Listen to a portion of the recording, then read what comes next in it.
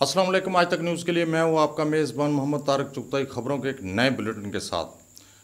नाजरीन, आज हम सबसे पहले जिक्र करेंगे पाक आर्मी का। Army chief general Qamar Javed Bajwa ने पाक फौज की मेडिकल कोर से वाबस्ता मेजर जनरल निगार जौहर को लेफ्टिनेंट जनरल के ओहदे पर तरक्की दे दी।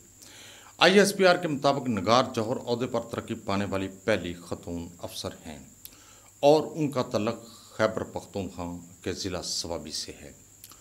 भारत में चाइनीज़ मोबाइल एप्लीकेशन पर पाबंदी लगाने पर चीन ने शदीद रद्द-ए-अमल ज़ाहिर करते हुए कहा कि भारत के इस फेल को आलमी असूलों के मुनाफिक करार दिया है।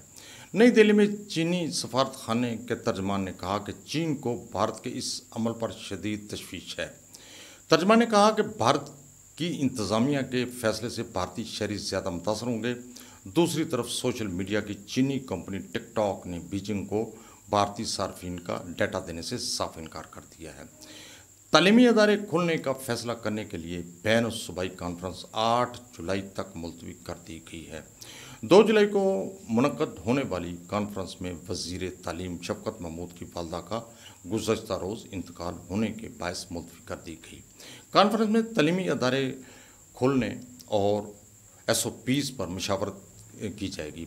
पाकिस्तान में कोरोना वायरस से मजीद 118 अफराद जाँ बहक हो गए, जबकि 2864 नए केसेस सामने आए हैं। पंजाब स्मार्ट लॉकडाउन में मजीद 15 रोज़ तक तोसी कर दी गई है। हुकूमती अदाद-ओ-शुमार के मुताबिक मुल्क भर में जाँ बहक होने वालों की तादाद 3474, जबकि कोरोना मुतासरीन होने वाले 2,92,347 तक पहुँच गई है।